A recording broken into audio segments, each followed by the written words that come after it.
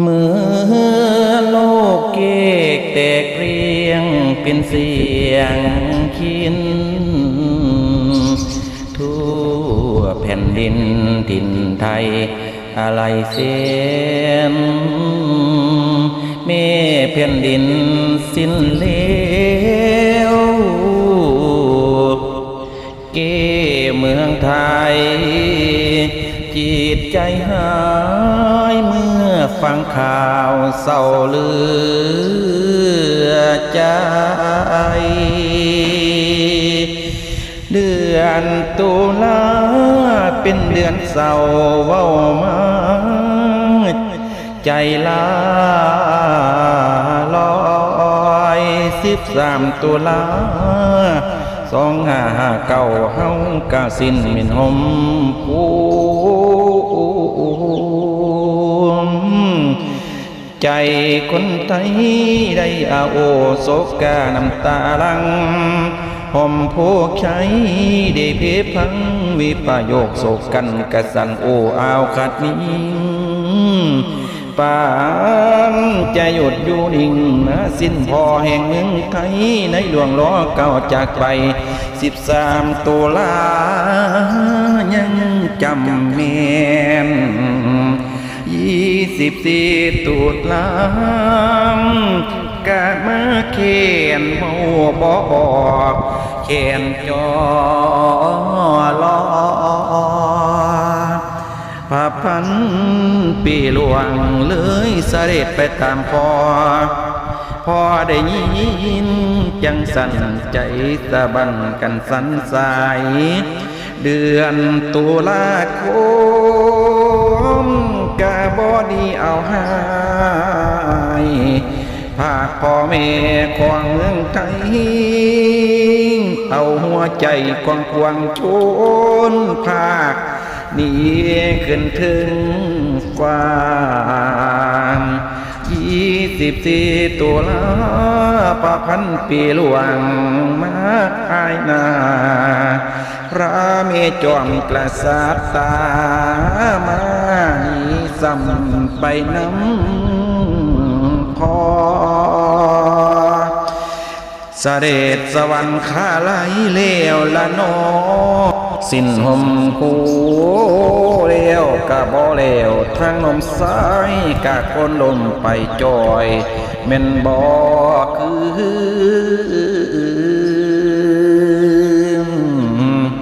ลูกหลานไท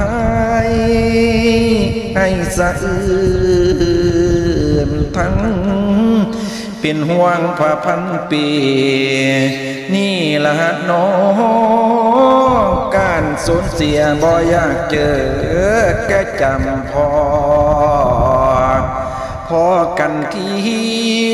พอแล้วลูกหลานไทยให้แซวทั้งสะอื้นเสียดายนี้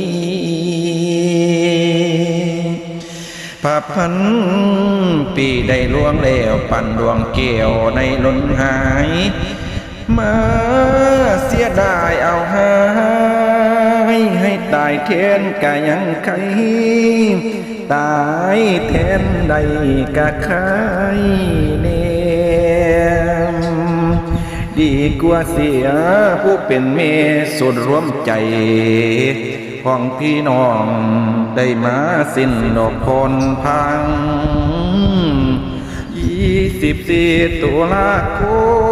มพศ2568พวกไทยเฮาให้จำจือคือเฮาเสียแม่แก้วไปแล้วแม่นบ่คืนพอเป็นฟ้าพระมันดาเป็นน้ำจะล้มลางเล่นให้อยู่เย็นตัวเมืองไทยแม่นบ่มีแนวเท่าตั้งแต่น้อยจนว่าเท่าเฮาเกิดมาได้สุขยิ่งบารมีพ่อหลวงแม่หลวงจริงๆ ลูกหลานไทยจังอยู่ได้ป่านนี้ก็ดีลำสำสวรรค์สัจธรรมองค์กุทูกันว่านั้นบ่ว่าแต่ไผ่ย่อมหลีกไก่บ่มีเลยจะต้องเจอพันพ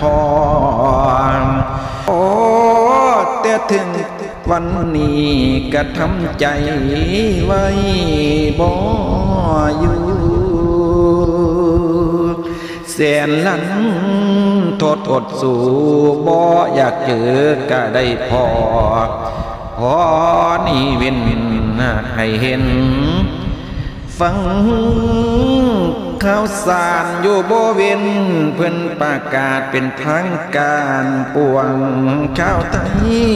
คอยฟังสารว่าประจวนมาโดนแล้วจนท้ายสุ